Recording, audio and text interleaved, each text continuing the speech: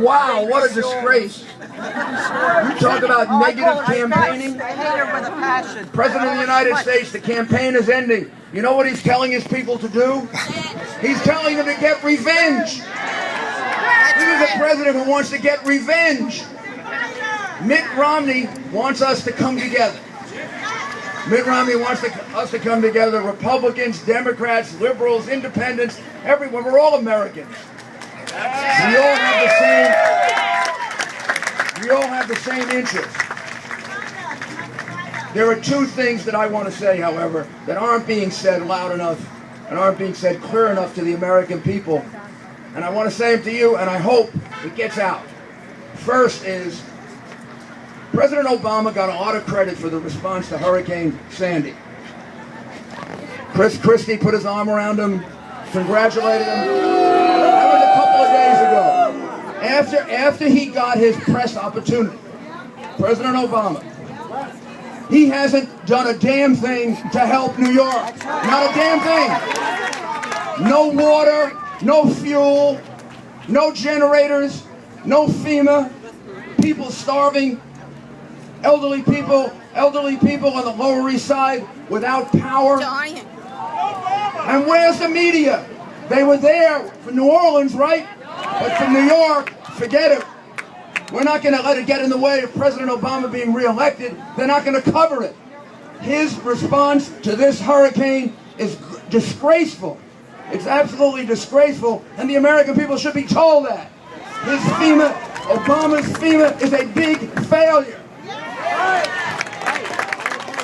And it's because this man doesn't concentrate on being president. He concentrates on being a candidate. He didn't have time to meet with Bibi Netanyahu at the United Nations. He had time to go on The View. He had time to go collect $40,000 a person with Jay-Z and Beyonce, but not meet with the Prime Minister of Israel. Because all he cares about is himself. I. The only thing he says more often than I is,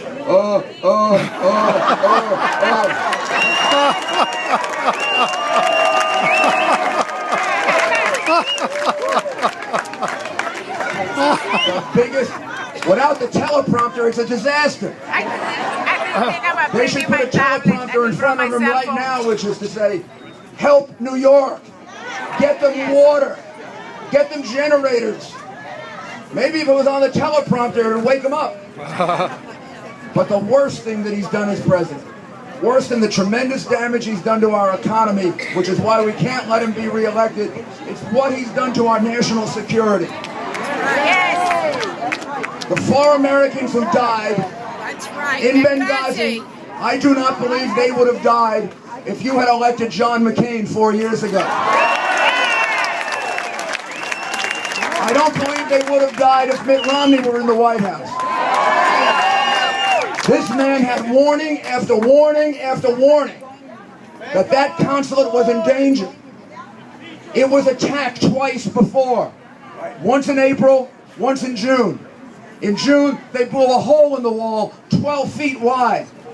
What did they have to do? Hit him on the head to wake him up? Yes. And he doesn't provide additional security for that consulate?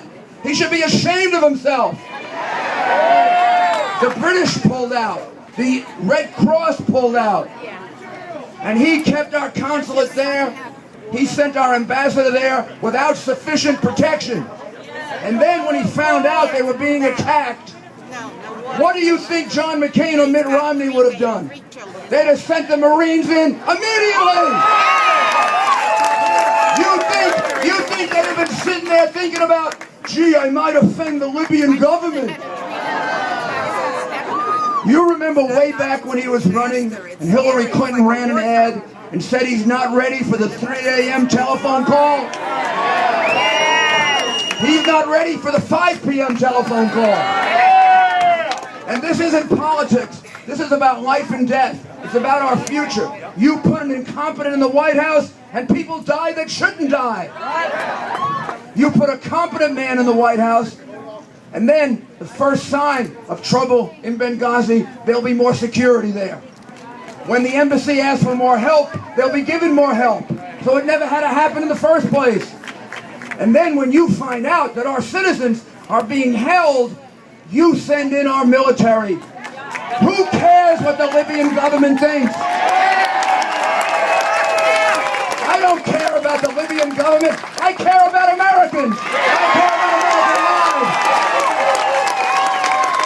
We've got a president whose priorities are in New Yorkese. His priorities are all screwed up. He's got a fantasy about Islamic extremist terrorism. He thinks because he got bin Laden, he won. Everything's over. No. There's no more war on terror, except nobody told the terrorists that. There's no more Al-Qaeda, except as John McCain just said on television, Al-Qaeda is stronger today than it was 4 years ago. We're in more danger today than we were 4 years ago because we have a president who doesn't know how to protect us. If we had Mitt Romney there, I assure you, our military would have been activated immediately. I assure you, they would have had protection a day before, a week before, a month before, 2 months before. And now, since then, all his administration has been doing is lying, covering up, lying and covering up, and most of the media covers up with him. He is never held accountable. No. The way other presidents have been, the way George Bush was. But you know who gets to hold him accountable? You do! Here in Florida. No more Obama. No more of this. Over with. Now you take that energy and you put it into the next 3 days. I want you to get 10 people out to vote, 20 people out to vote. I know this isn't Chicago or New York. They can't vote more than once. However, get them to vote. We can win this election. The votes are out there to elect Mitt Romney. When an election is 48, 48, 49, 49, 47, 47, you know what that means? There are enough votes out there to elect either man. You know what it's going to depend on? Who has the more enthusiasm? Who has the heart of workers? Who has the people that can go out and get the vote?